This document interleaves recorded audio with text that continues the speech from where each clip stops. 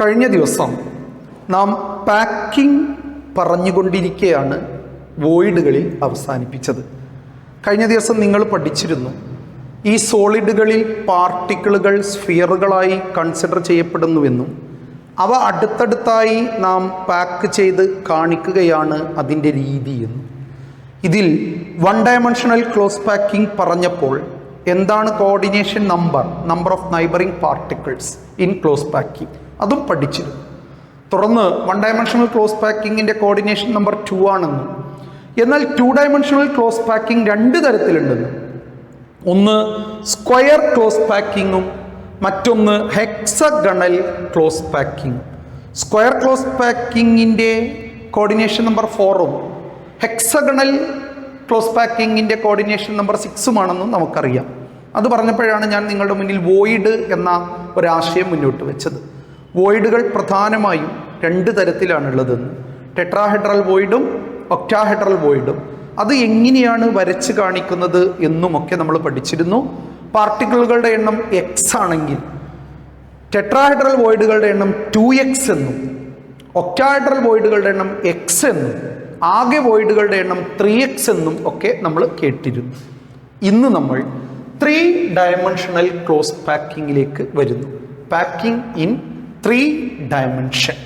3 dimension close packing നാം ചെയ്യുമ്പോൾ കഴിഞ്ഞ ദിവസം നമ്മൾ പറഞ്ഞ പോലെ തന്നെ പാർട്ടിക്കിളുകളെ 2 ഡയമെൻഷണൽ ക്ലോസ് പാക്കിങ്ങിൽ വെച്ചതിൽ നിന്നാണ് 3 ഡയമെൻഷനിലേക്ക് വരുന്നത്. 2 ഡയമെൻഷണൽ ക്ലോസ് പാക്കിംഗ് നമ്മുടെ ഓർമ്മയിലുണ്ട്. ഒന്ന് സ്ക്വയർ ക്ലോസ് പാക്കിംഗ് ആയിരുന്നു. ആ ഒരു സ്ക്വയർ ക്ലോസ് പാക്കിങ്ങിൽ പാർട്ടിക്കിളുകൾ 1 by 1 ആയി ഒന്ന് മറ്റൊന്നിനു മുകളിൽ അതേപോലെ അലൈൻ ചെയ്ത് നിർത്തിയ എ ടൈപ്പാണെന്ന് നമുക്ക് ഓർമ്മയുണ്ട്, സ്ക്വയർ ക്ലോസ് പാക്കിംഗ്.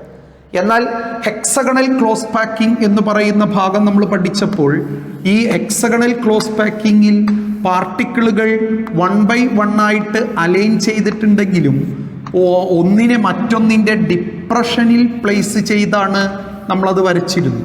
നാം പറഞ്ഞിരുന്നു ഇതൊരു കുറച്ചും കൂടെ മോർ എഫിഷ്യൻറ്റ് ക്ലോസ് പാക്കിംഗ് സിസ്റ്റമാണ്. കോർഡിനേഷൻ നമ്പർ 4, കോർഡിനേഷൻ നമ്പർ 6 നമ്മൾ കണ്ടിരുന്നതാണ്.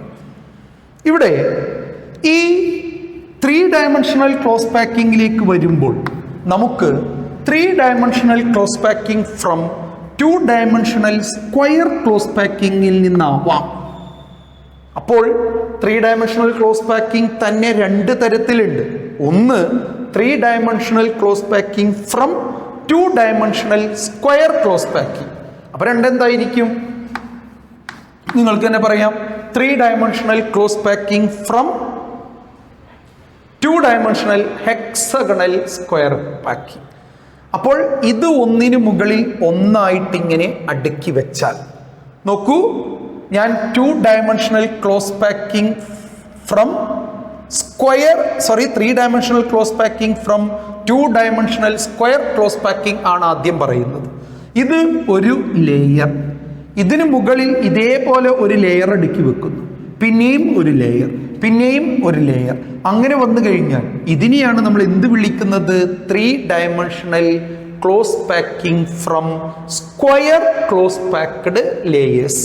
അപ്പോൾ സ്ക്വയർ ക്ലോസ് പാക്ക്ഡ് ലേയേഴ്സിനെ നമ്മൾ ഒന്നിന് മുകളിൽ ഒന്നായി ഇങ്ങനെ അടുക്കി വെച്ചിരിക്കുന്നു.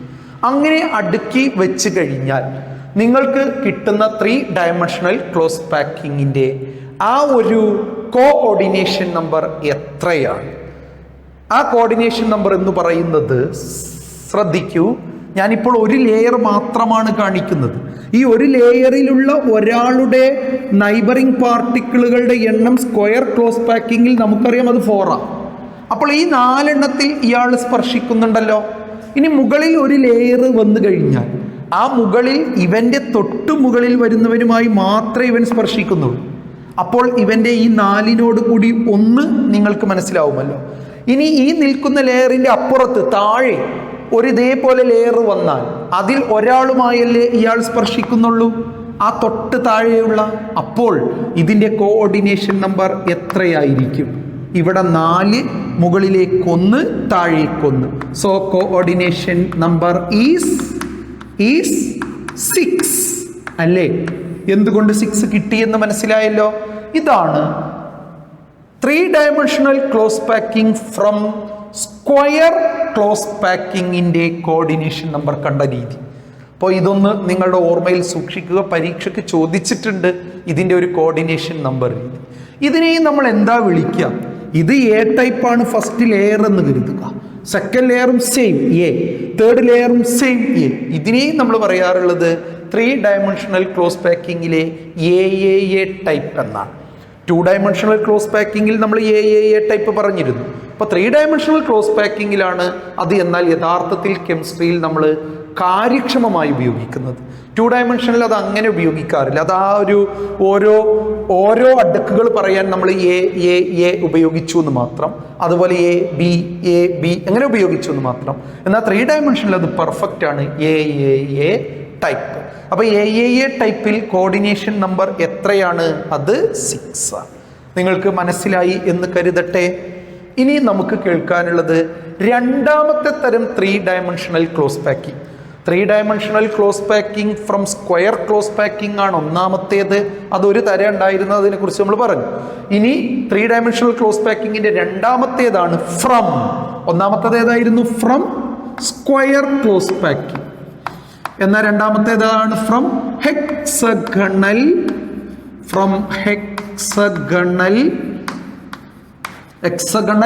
Close packing. 2 dimensional close packing. നോക്കൂ, ഈ ഹെക്സഗണൽ 2 ഡയമെൻഷണൽ ക്ലോസ് പാക്കിംഗ് നമ്മൾ നടത്തുമ്പോൾ നന്നായി ശ്രദ്ധിക്കണം. നല്ലൊരു ഇമാജിനേഷൻ നിങ്ങൾക്ക് ആവശ്യമുള്ള ഒന്നാണിത്. നമ്മുടെ ക്ലാസ്സിൽ, ഫിസിക്കൽ ക്ലാസ്സുകളിൽ നമ്മൾ അതൊരു വീഡിയോ വഴി കൃത്യമായി കാണാൻ ശ്രമിക്കുകയാണ് പതിവ്. പക്ഷേ നല്ലൊരു ഇമാജിനേഷൻ നിങ്ങൾക്കുണ്ടെങ്കിൽ കൃത്യമായിട്ട് നിങ്ങൾക്കത് മനസ്സിലാവും. ഞാൻ ഈ ഒരു പാർട്ടിക്കിൾ വെച്ചതിൻ്റെ മുകളിൽ ഇനി ഇതേപോലെ തന്നെ വെക്കുകയാണെങ്കിൽ അതിന് എ ടൈപ്പ് എന്നല്ലേ പറയുക. അതല്ല, ഞാൻ ഇവിടെ ഈ വച്ചതിന് മുകളിലേക്ക് അടുത്ത ആളെ പ്ലേസ് ചെയ്യാം.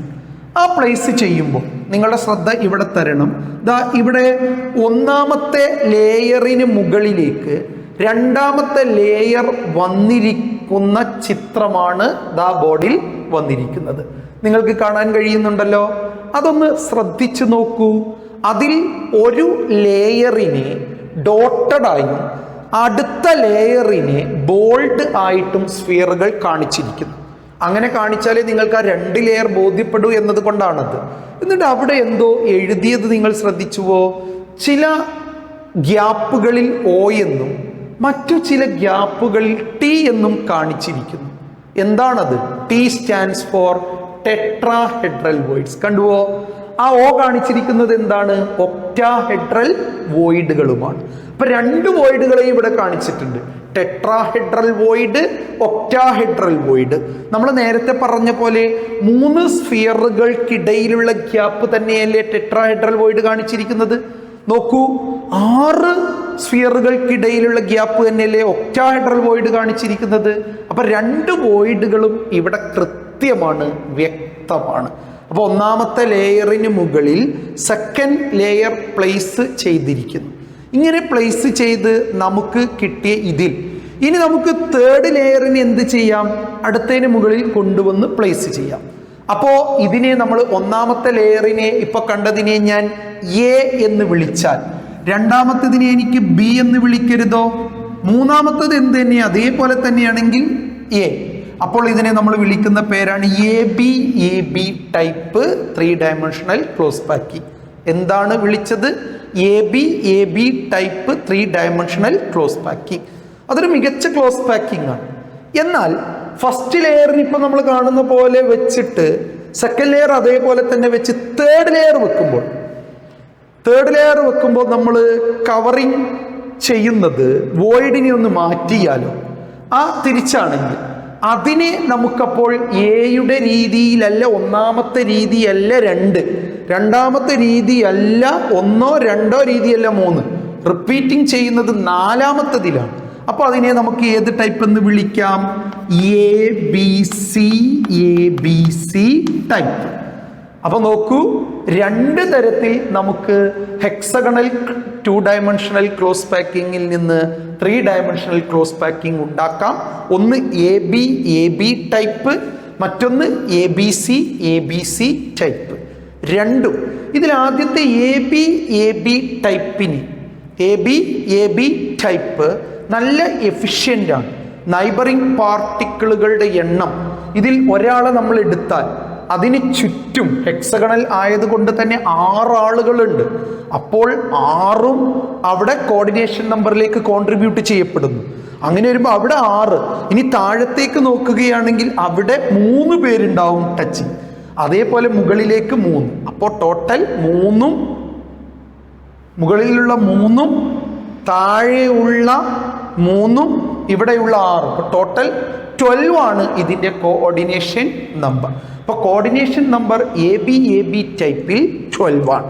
സിമിലർലി എ ബി സി ടൈപ്പിലും കോർഡിനേഷൻ നമ്പർ 12 ആണ്. അപ്പോൾ 3 ഡയമെൻഷണൽ ക്ലോസ് പാക്കിങ്ങിൽ രണ്ടിനും ഈക്വൽ എഫിഷ്യൻസിയാണ് ഉള്ളത്.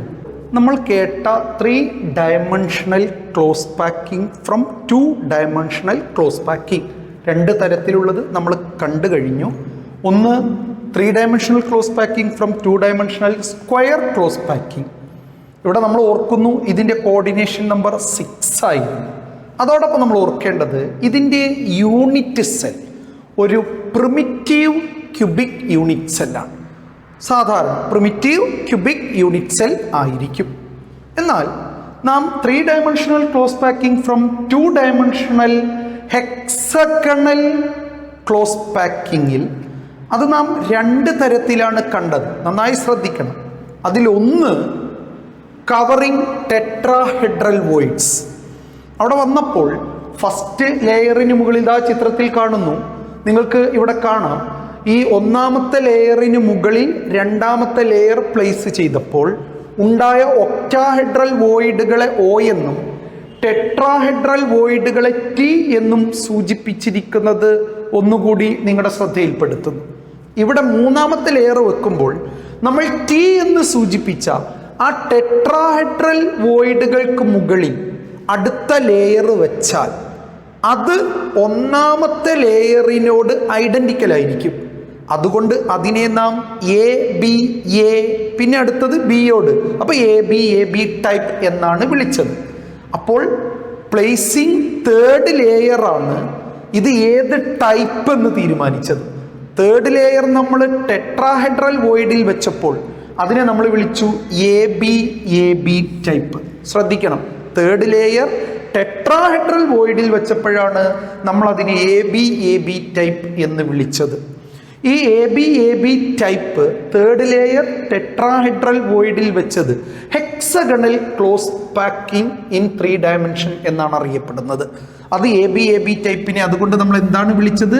Hexagonal close packing in 3 dimension.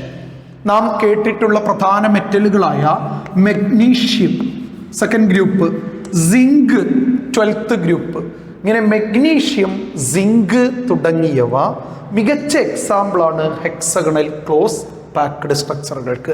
എൻട്രൻസുകൾക്ക് എടുത്തു ചോദിക്കുന്നതാണ്, എക്സാമ്പിളുകൾ ശ്രദ്ധിക്കണം. എന്നാൽ നമ്മളിപ്പോൾ കണ്ട ടെട്രാഹെഡ്രൽ വോയിഡുകൾക്ക് മുകളിലല്ല അടുത്ത ലെയറിലുള്ള സ്ഫിയറുകൾ നമ്മൾ വെച്ചതെങ്കിൽ, അത് ഒക്ടാഹെഡ്രൽ വോയിഡുകൾക്ക് മുകളിലാണെങ്കിൽ അതിനെ നമ്മൾ വിളിക്കുന്ന പേര് എ ബി സി. തീർച്ചയായിട്ടും എയിൽ നിന്ന് വ്യത്യസ്തമാണല്ലോ ബി, അതിൽ നിന്ന് വ്യത്യസ്തമായിരിക്കും സി. അപ്പൊ 3ഉം ഒരുപോലല്ലേ. എന്നാൽ 4th വൺ റിപ്പീറ്റ്സ്. 4ാമത്തെ ലെയർ ഫസ്റ്റ് ലെയറിന് ഐഡന്റിക്കൽ ആയിരിക്കും. അതുകൊണ്ട് ഇതിനെ നമ്മൾ വിളിച്ച പേരാണ് എ ബി സി ടൈപ്പ്. ഈ എ ബി സി ടൈപ്പിൽ ഇവിടെ നമുക്ക് കാണാം ഇതിനെ വിളിക്കുന്ന മറ്റൊരു പേര് ക്യൂബിക് ക്ലോസ് പാക്ക്ഡ് സ്ട്രക്ചർ. അതിനെ ക്യൂബിക് ക്ലോസ് പാക്കിംഗ് CCP, പലപ്പോഴും നമ്മൾ FCC ഫേസ് സെന്റേഡ് ക്യൂബ് എന്നും അതിനെ വിളിക്കാറുണ്ട്. ഇത് രണ്ടും അപ്പോൾ HCP എന്ന് കാണുമ്പോഴും CCP എന്നൊക്കെ കാണുമ്പോഴും ഇതെന്താണ് എന്നൊരു കൺഫ്യൂഷൻ ഇനി നിങ്ങൾക്ക് ഉണ്ടാവരുത്. അത് 3 ഡയമെൻഷണൽ ക്ലോസ് പാക്കിങ്ങിലെ നമ്മൾ 2 ഡയമെൻഷണൽ ക്ലോസ് പാക്കിങ്ങിൽ നിന്ന് 3 ഡയമെൻഷണൽ ക്ലോസ് പാക്കിംഗ് ഉണ്ടാക്കുമ്പോൾ ആ പ്ലേസ് ചെയ്യുന്ന 3rd ലെയർ മുതലുള്ള ചേഞ്ചിൽ നിന്നാണ് ഈ ക്രിസ്റ്റൽ സ്ട്രക്ചറുകൾക്ക് ഈ പേര് കിട്ടിയത്. Hexagonal close packed structures and cubic close packed structures or FCC. രണ്ടും നല്ല എഫിഷ്യൻ്റ് ആണ്. കോർഡിനേഷൻ നമ്പർ നമ്മൾ കണ്ടു 12 ആണ്. Both are efficient and the coordination number is 12. ഇവിടെ CCPക്ക് ഒരു എക്സാമ്പിളാണ് കോപ്പർ, സിൽവർ എന്നിവ. ചെമ്പും വെള്ളിയുമൊക്കെ നാം CCPക്ക് എക്സാമ്പിളായിട്ട് ഓർത്തു വെക്കും. ഇന്നിനി നാം ചർച്ച ചെയ്യുന്നത് വോയിഡുകളിൽ നിന്ന്, പാക്കിങ്ങിൽ നിന്ന് നമുക്ക് ഒരു കോമ്പൗണ്ടിൻ്റെ മോളിക്കുലാർ ഫോർമുലയിലേക്ക് പലപ്പോഴും എത്താൻ സാധിക്കും. നിങ്ങൾക്കറിയാം ടെട്രാഹെഡ്രൽ വോയിഡുകൾ എത്ര, ഒക്ടാഹെഡ്രൽ വോയിഡുകൾ എത്ര എന്നത് പാർട്ടിക്കിളുകളുടെ എണ്ണത്തെ ആശ്രയിച്ചിരിക്കും. സ്വാഭാവികമായും വോയിഡുകളുടെ എണ്ണത്തിൽ നിന്ന് പാർട്ടിക്കിളുകളിലേക്ക് എത്തുന്നതിനും ഇത് നമ്മെ സഹായിക്കും. ഈ ഒരു സമയത്ത് നാം കൃത്യമായിട്ട് അറിയേണ്ടത് ഇതിൻ്റെ ഒരു പ്രോബ്ലം സൈഡാണ്. എക്സാമിന് പലപ്പോഴും നമ്പർ ഓഫ് പാർട്ടിക്കിളുകൾ എത്ര, അതുകൊണ്ട് ഒക്ടാഹെഡ്രൽ വോയിഡ് എത്ര, ടെട്രാഹെഡ്രൽ വോയിഡ് എത്ര, അത് നേരത്തെ കഴിഞ്ഞ ദിവസത്തെ ക്ലാസ്സിൽ ഞാൻ പറഞ്ഞതിൽ നിന്ന് വ്യക്തമാണ്.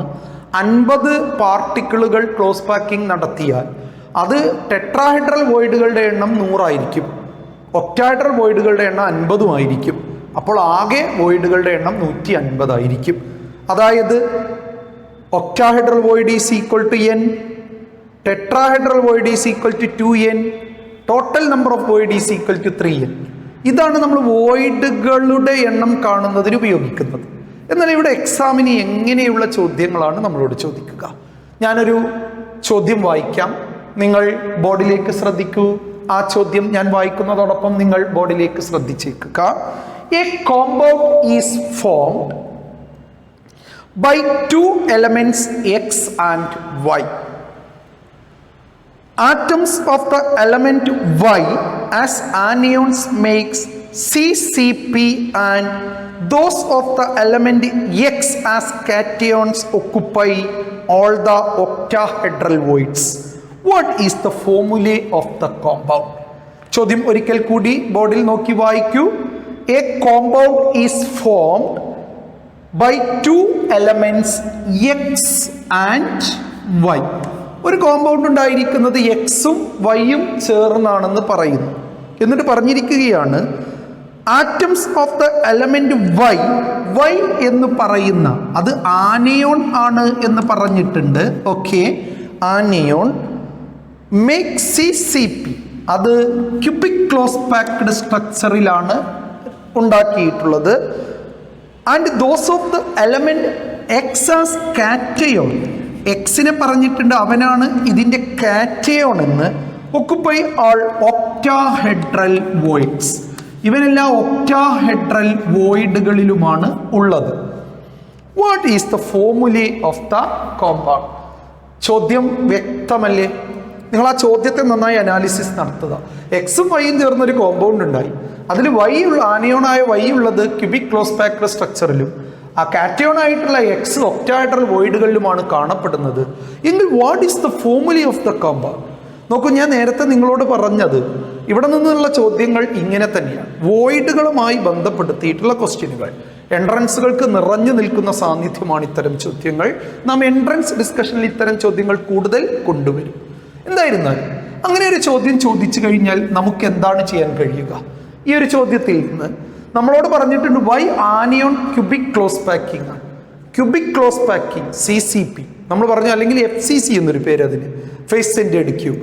അപ്പോൾ വൈ എന്നതിൻ്റെ പാർട്ടിക്കിളുകളുടെ എണ്ണം കിട്ടുന്നതിനുള്ള ഒരു ഹിന്റാണ് അവർ തന്നത്. ഫേസ് സെന്റേഡിൽ പാർട്ടിക്കിളുകളുടെ എണ്ണം 4 അല്ലേ? 4 അപ്പോൾ number of particle is equal to 4 എന്നെടുക്കുക. ഒരു യൂണിറ്റ്സിൽ എടുക്കുക. അപ്പോൾ നമ്പർ ഓഫ് പാർട്ടിക്കിൾ 4 ആണ്. ഇനി അപ്പോൾ X cation ഒക്കുപ്പൈസ് at the octahedral voids, all the octahedral voids. ശ്രദ്ധിക്കണം, എല്ലാ ഒക്ടാഹെഡ്രൽ വോയിഡുകളിലും. ചിലതിൽ half of the octahedral void എന്നൊക്കെ പറയും, പക്ഷെ ഇവിടെ all of the octahedral void എന്ന് പറഞ്ഞത് കൊണ്ട് 4 പാർട്ടിക്കിൾ ഉണ്ടെങ്കിൽ എത്ര ഒക്ടാഹെഡ്രൽ വോയിഡ് ഉണ്ടാവും? നമ്മൾ പറഞ്ഞു ഒക്ടാഹെഡ്രൽ വോയിഡുകളുടെ എണ്ണം പാർട്ടിക്കിളുകളുടെ എണ്ണവും തുല്യമായിരിക്കും. ടെട്രാഹെഡ്രൽ വോയിഡുകളുടെ എണ്ണം പാർട്ടിക്കിളുകളുടെ ഇരട്ടിയായിരിക്കും. അങ്ങനെയാണല്ലോ ആ ബന്ധം. n 2n 3n, total 3n ആയിരിക്കും. അപ്പോൾ പിന്നെ ഇത് 4 ആവുമ്പോൾ ഒക്ടാഹെഡ്രൽ വോയിഡുകളുടെ എണ്ണം എത്രയായിരിക്കും? 4 ആയിരിക്കും. അപ്പോൾ അതിനർത്ഥം ഈ എക്സ് എന്ന് പറയുന്നതും 4 തന്നെയാണ്. അപ്പോൾ കാറ്റയോൺ എക്സ് 4 ആനയോൺ വൈ 4. ഇനി എന്നോട് ചോദിച്ചിരിക്കുന്നത് ക്വസ്റ്റ്യൻ നന്നായി ശ്രദ്ധിക്കണം. അപ്പോൾ എന്തായിരിക്കും അതിൻ്റെ ഉത്തരം? X 4 Y 4. സാധാരണയായിട്ട് നമ്മൾ കെമിക്കൽ ഫോമിൽ എഴുതുമ്പോൾ എന്താ ചെയ്യുന്നത്? അതിനെ ഡിവൈഡ് ചെയ്ത് ചെറുതാക്കി X Y. So the compound have the molecular formula X Y. You got it? So simple, but we must have some ideas about crystal structure and voids. അപ്പോൾ ഇത്തരം സിമ്പിൾ ക്വസ്റ്റ്യനുകളാണ് ഇവിടെ നിന്ന് ചോദിക്കുക. നമ്മുടെ സമയക്കുറവ് കൊണ്ട് ഞാനിപ്പോൾ ഒരു പ്രോബ്ലമേ ചെയ്തിട്ടുള്ളൂ. ഇനി ഇതിൻ്റെ ഒരു ഡിസ്കഷൻ ക്ലാസ്സിൽ നമ്മൾ കൂടുതൽ പ്രോബ്ലങ്ങൾ ചെയ്യും എന്ന് ഓർമ്മിപ്പിച്ചുകൊണ്ട് നമ്മൾ ഈ ഒരു സെക്ഷനോട് തൽക്കാലം വിട പറയുകയാണ്. ഇനി നമുക്ക് പഠിക്കാനുള്ളത് പാക്കിംഗ് എഫിഷ്യൻസി ഇൻ സോളിഡ്സ്. നമുക്കറിയാം, ഏതൊരു സോളിഡിലും പാർട്ടിക്കിളുകൾ ക്ലോസ്ലി പാക്ക്ഡ് ആണ്. അത് ഡിഫറൻറ്റ് സോളിഡുകളിൽ ഡിഫറൻ്റ് ആണ്.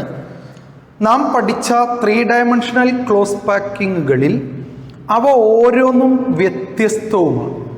ആ വ്യത്യസ്തത നാം മനസ്സിലാക്കുന്നതിന് പാക്കിംഗ് എഫിഷ്യൻസി എന്ന പദം ഉപയോഗിക്കുന്നു. എന്താണത്? Packing efficiency is the percentage of total space filled by the particles. എന്താണ് packing efficiency? Packing efficiency is the percentage of total space filled by the particle. അപ്പോൾ പാക്കിംഗ് എഫിഷ്യൻസി കാണുന്നതിന് അതൊരു പെർസെൻറ്റേജ് കാണല. ആകെ ടോട്ടൽ വോളിയത്തിൽ എത്ര വോളിയമാണ് പാർട്ടിക്കിളുകൾ ഒക്കുപ്പൈ ചെയ്തിരിക്കുന്നത്? ടോട്ടൽ വോളിയത്തിൽ volume occupied by the particle. Volume occupied, ശ്രദ്ധിക്കണം, volume occupied by particle into 100% അല്ലേ? സോ പാക്കിംഗ് എഫിഷ്യൻസി കാണുന്നതിന് ടോട്ടൽ വോളിയത്തിൽ volume occupied by the particle into 100. So volume occupied by the particle by total volume into 100 is the equation to find out parking efficiency. What is parking efficiency?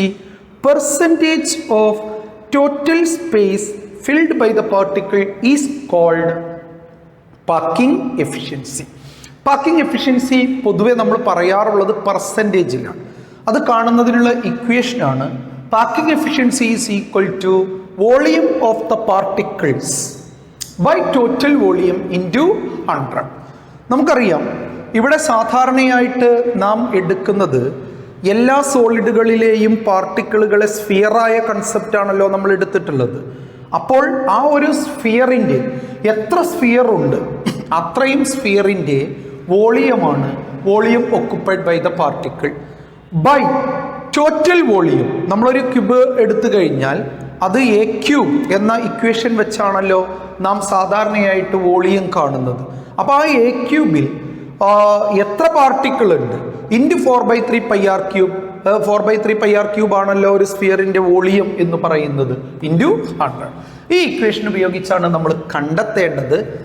ഇവിടെ ഞാൻ ആദ്യം hexagonal close packing. നമുക്കറിയാം, face centred ക്യൂബുകളിൽ, face സെൻറ്ററുകളിൽ പാർട്ടിക്കിളുകളുള്ള ക്യൂബുകളാണ് ഏറ്റവും കൂടുതൽ unit സെല്ലുകളിൽ പാർട്ടിക്കിളുകൾ ഉള്ളത്. നാം പറഞ്ഞിരുന്നു, കോർണറുകളിൽ നിന്ന് വന്ന 1/8 × 8 അതൊന്നും, പ്ലസ് ഫേസുകളിൽ നിന്ന് വന്ന 1/2 × 6 അത് 3. അങ്ങനെ 4 ആയിരുന്നു അവിടെ നമ്മൾ കണ്ടിരുന്ന കേട്ടിരുന്ന ആകെ എഫിഷ്യൻസി എന്ന് പറയുന്നു. ഇവിടെ നമ്മൾ HCP ഹെക്സഗണൽ ക്ലോസ് പാക്കിങ്ങിൽ പരമാവധി എഫിഷ്യൻസി ഉള്ളത് എന്ന് നമ്മുടെ മനസ്സിലുള്ളത്, കാരണം 4 പാർട്ടിക്കിളുകൾ ഉള്ളത് ആകെ ഒരാൾക്ക് മാത്രമായിരുന്നു. അപ്പോൾ HCPയിലും CCPയിലുമൊക്കെ എത്രയാണ് പാക്കിംഗ് എഫിഷ്യൻസി എന്ന് കാണാനുള്ള ഒരു ശ്രമം നടത്തുകയാണ്. Packing efficiency in HCP and CCP. 3 dimensional പാക്കിങ്ങുകളിൽ ഹെക്സഗണൽ ക്ലോസ് പാക്കിങ്ങും ക്യൂബിക് ക്ലോസ് പാക്കിങ്ങും മോർ എഫിഷ്യൻ്റ് ആണ്, കോർഡിനേഷൻ നമ്പർ 12 ആണ് എന്നൊക്കെ നമ്മൾ പഠിച്ചിരുന്നതാണ്. മാക്സിമം നമ്പർ ഓഫ് പാർട്ടിക്കിളുകൾ ഉള്ള ആ ഒരു യൂണിറ്റ് തന്നെയാണ് അതിൻ്റെ ബേസ് എന്ന് നമ്മൾ കേട്ടിരുന്നതാണ്. ഇനി ഞാൻ അതിന് ഒരു യൂണിറ്റ് സെൽ ചിത്രം വരയ്ക്കുകയാണ്. നോക്കൂ, ഒരു സെൽ ABCDEFGH, ABCDEFGH, ഈ ഒരു ക്യൂബിനെ സങ്കല്പിക്കുക. ഇതൊരു HCP അല്ലെങ്കിൽ CCP നമുക്കറിയാം ഫേസ് സെന്റേർഡ് ക്യൂബ് FCC ആണെങ്കിൽ ഞാൻ അതിൻ്റെ കോർണറിൽ എയുടെ ഭാഗത്തുള്ള കോർണറിലുള്ള ഒരു പാർട്ടിക്കിളിനെയും സി എന്ന കോർണറിലുള്ള ഒരു പാർട്ടിക്കിളിനെയും ഈ ഫേസിൽ, ഈ കാണുന്ന ABCD ഫേസിൽ മധ്യഭാഗത്തുള്ള ഒരു പാർട്ടിക്കിളിനെയുമാണ് കൺസിഡർ ചെയ്യുന്നത്. അത് കൺസിഡർ ചെയ്തപ്പോൾ ഞാൻ ആ ഒരു എയിൽ നിന്ന് സിയിലേക്ക് ഒരു ഡയഗണൽ വരച്ചപ്പോൾ എനിക്കിവിടെ ഒരു ട്രയാങ്കിൾ രൂപപ്പെട്ട് കിട്ടി. ഇൻ ട്രയാങ്കിൾ, നോക്കൂ, ഞാൻ ഇവിടെ എഴുതിക്കോട്ടെ, ഇൻ ട്രയാങ്കിൾ ABC എന്ന ട്രയാങ്കിളിൽ നമുക്ക് ഇങ്ങനെ പറഞ്ഞൂടെ, AC² is equal to AB² plus BC². എന്താ പറഞ്ഞത്? പൈത്തഗോറസ് തിയറം അനുസരിച്ച് in triangle ABC AC² is equal to AB² plus BC². നിങ്ങൾ ചെറിയ ക്ലാസ്സിൽ കേട്ടതാണ്. കർണം സ്ക്വയർ ഈസ് ഈക്വൽ ടു പാദം സ്ക്വയർ പ്ലസ് ലംബം സ്ക്വയർ എന്നൊക്കെ മലയാളത്തിൽ പറഞ്ഞു പഠിച്ച ആ പൈത്തഗോറസ് തിയറമാണ് ഞാൻ അപ്ലൈ ചെയ്തത്. സോ ഈ ഒരു AC ഡിസ്റ്റൻസിന് ഞാൻ ഇവിടെ B എന്ന് കൊടുത്തിരിക്കുന്നു. സാധാരണ ഒരു ക്യൂബിൻ്റെ ഇതിൻ്റെ എല്ലാ എഡ്ജുകളും സെയിം ആയിരിക്കും. ആ ഒരു എഡ്ജ് ലെങ്ത് A ആണെന്ന് കരുതുക. Edge length B A.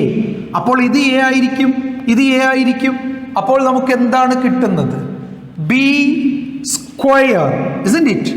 B² is equal to A² plus A², isn't it? So B² is equal to 2A². അല്ലേ? ആണല്ലോ, 2A² എന്നല്ലേ? So B is equal to, B എന്തായിരിക്കും? √2A. B എന്ന് പറയുന്നത് എന്താണ് എനിക്ക് കിട്ടിയത്?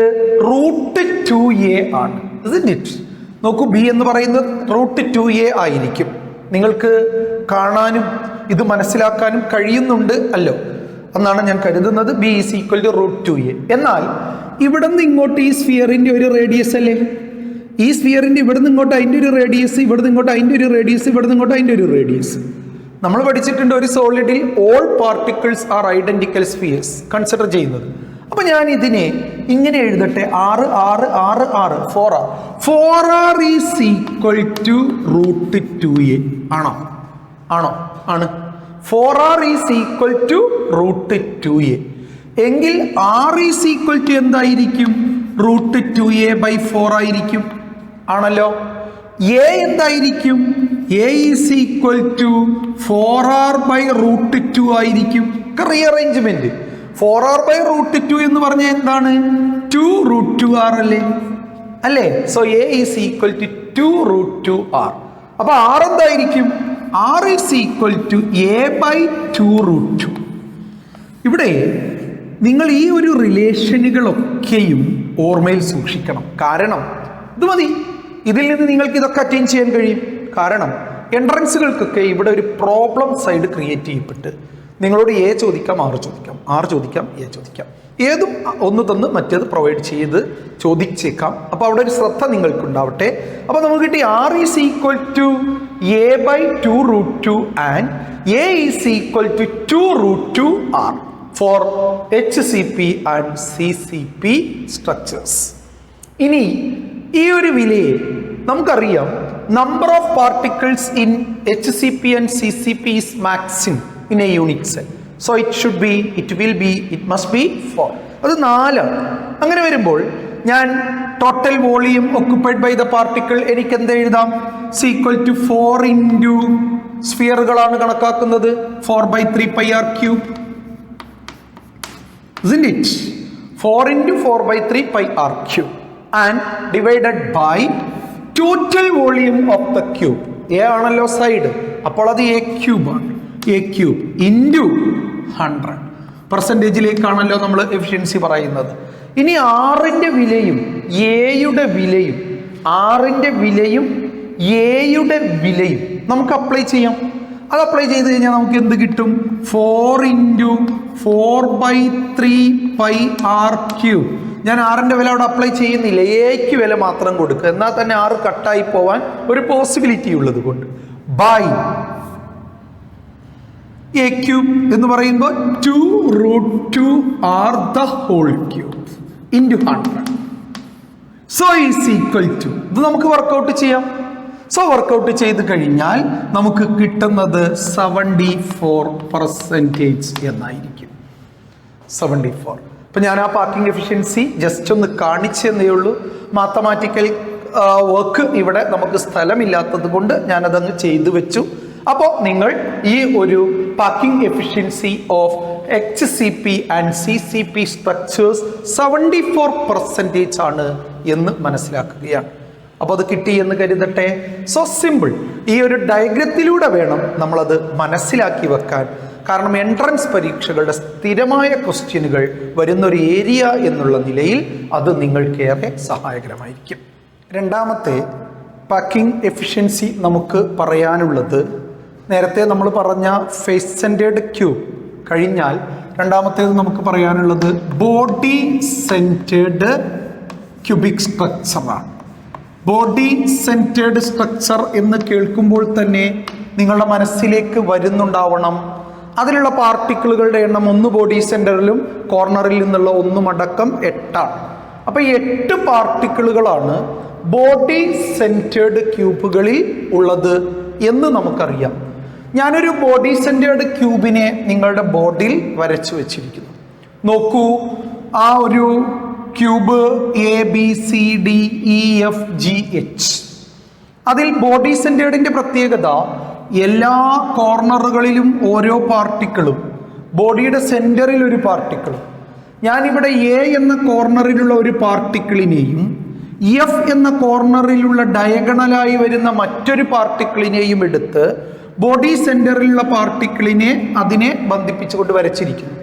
അപ്പോൾ ഈ ഒരു റൂമിനെ പരിഗണിക്കുമ്പോൾ ആ കോർണറിൽ നിന്ന് ആ താഴെ കോർണറിലേക്കുള്ള ആ ഒരു ഡയഗണൽ അതാണ് വരച്ചിരിക്കുന്നത്. ഇവിടെ ഒരു ട്രയാങ്കിൾ മറ്റൊന്ന് ഈ എഫിനെ ബന്ധിപ്പിച്ചുകൊണ്ട് FDE അല്ലെങ്കിൽ EFD DFE എന്ന് പറഞ്ഞാൽ അതും കാണിച്ചിരിക്കുന്നു.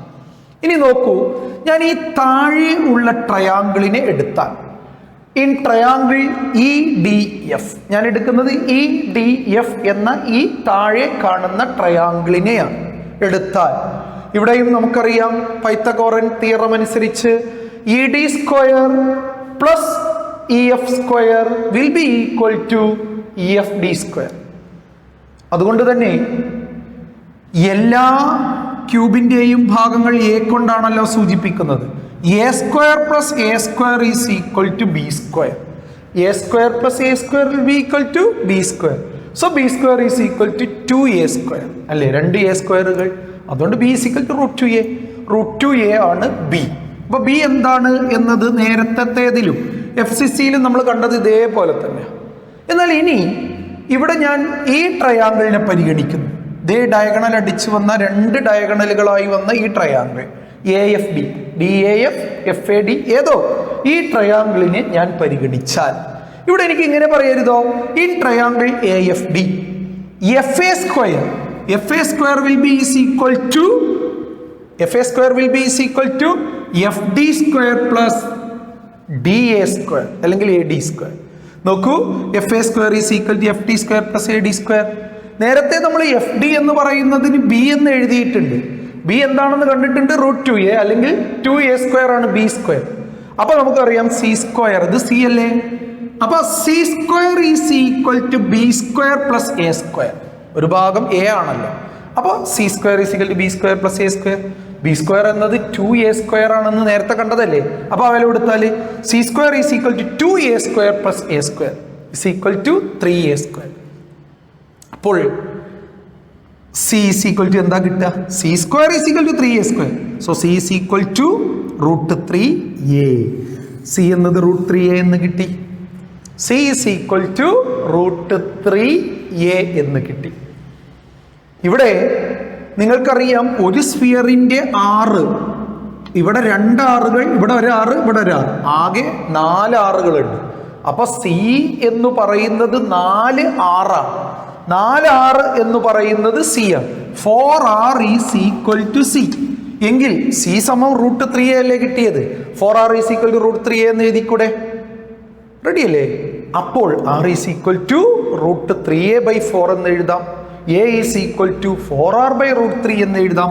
4r/√3. അപ്പൊ ഞാൻ a എന്ത് എന്ന് കണ്ടെത്തിയിരിക്കുന്നു. ഇനി എനിക്ക് ഞാൻ പറഞ്ഞുകൊണ്ടിരിക്കുന്നത് പാക്കിംഗ് എഫിഷ്യൻസി ആണല്ലോ. പാക്കിംഗ് എഫിഷ്യൻസി കാണുന്നതിന് നേരത്തെ നമ്മൾ ഒരു ഇക്വേഷൻ ഉപയോഗിച്ചത് നിങ്ങളുടെ ഓർമ്മയിലുണ്ട്.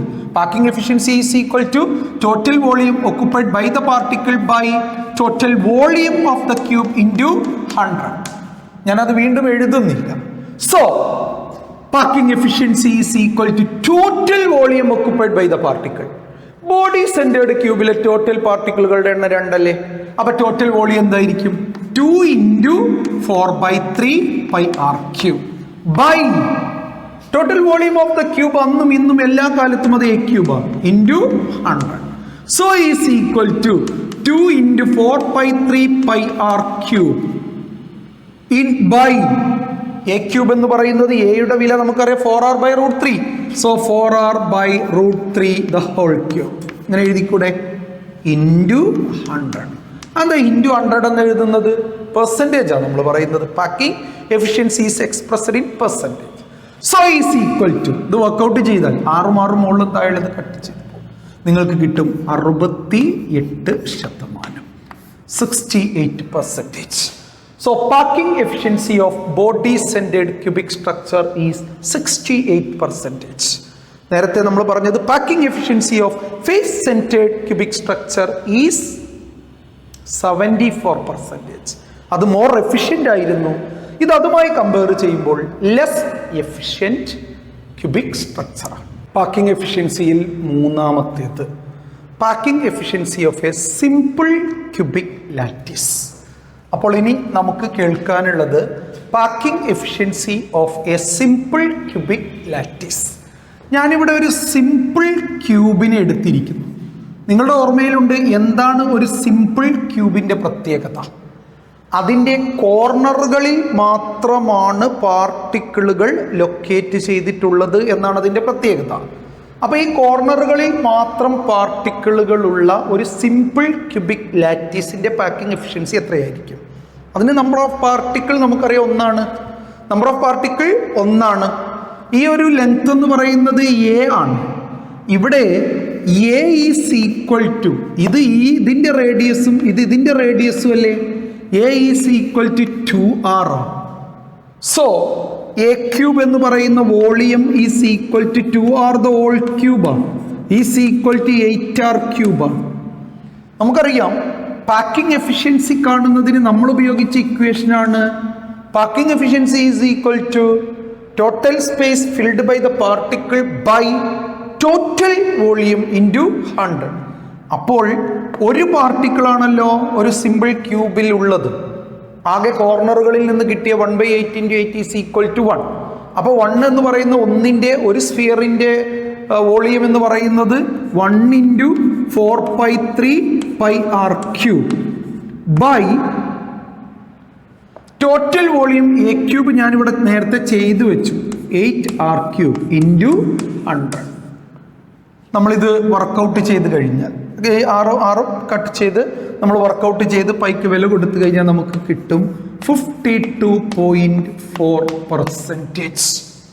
നമുക്ക് കിട്ടിയ വാല്യൂ ആണ് ഞാനിവിടെ എഴുതി വെച്ചത് 52.4%. അപ്പോൾ 52.4% എന്ന വാല്യൂ കിട്ടി. ഇതെന്താണ് നമ്മളോട് പറയുന്നത്? 74 ഉണ്ടായിരുന്ന FCCയിൽ നിന്ന് 68 ഉള്ള BCCയിലേക്ക് ഇപ്പോൾ പ്രിമിറ്റീവ് യൂണിറ്റ് സെല്ലിലേക്കും എത്തിയപ്പോൾ അത് കുറഞ്ഞ് വരുന്നു.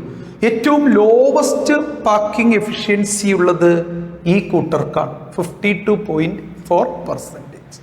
ഇവിടെ പരീക്ഷയ്ക്ക് എൻട്രൻസിനൊക്കെ ചോദിച്ചപ്പോഴേ ഇപ്പോൾ നമ്മൾ പറഞ്ഞ ഫേസ് സെൻറ്റേർഡ് ക്യൂബിൻ്റെ packing efficiency 74%. Percentage of empty space ആണ് ബാക്കി.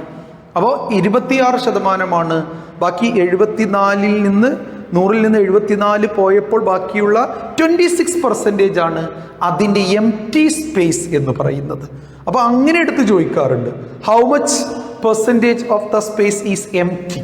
അപ്പോൾ പാക്കിംഗ് എഫിഷ്യൻസി അല്ലേ എഴുതേണ്ടത്, അത് എംപ്റ്റി ആയതാണ് എഴുതേണ്ടത്. അപ്പോൾ ഏതാണ് ചോദ്യം എന്ന് കൃത്യമായി നോക്കിയ ശേഷം മാത്രമേ ഈ ഒരു ഉത്തരത്തോട് നമ്മൾ പ്രതികരിക്കാവൂ എന്നാണ് നിങ്ങളെ ഓർമ്മിപ്പിക്കുന്നത്. ഇതോടെ നമ്മളിപ്പോൾ പറഞ്ഞു വന്ന പാക്കിംഗ് എഫിഷ്യൻസി 3 മറക്കരുത്. കാര്യമായിട്ട് നമുക്ക് 3 പഠിക്കാനുള്ളത്. ഒന്ന്, ഈ ഫേസ് സെൻറ്റേർഡ് ക്യൂബ് ഏറ്റവും കൂടിയ എഫിഷ്യൻസി ഉള്ളത്. 2, body centred cube then efficiency ഉള്ളത്. ആൻഡ് ദ ലീസ്റ്റ് എഫിഷ്യൻസി നമ്മുടെ സിമ്പിൾ ക്യൂബിക് ലാറ്റിസ്. ഇതോടെ പാക്കിംഗ് എഫിഷ്യൻസി തീരുന്നു. ഇനി നമുക്ക് ഡെൻസിറ്റിയുമായി ബന്ധപ്പെട്ട്, സോളിഡിൻ്റെ ഡെൻസിറ്റിയുമായി ബന്ധപ്പെട്ട ചില കാര്യങ്ങൾ നമ്മൾ അടുത്ത ദിവസത്തെ ക്ലാസ്സിൽ ചർച്ച ചെയ്യും.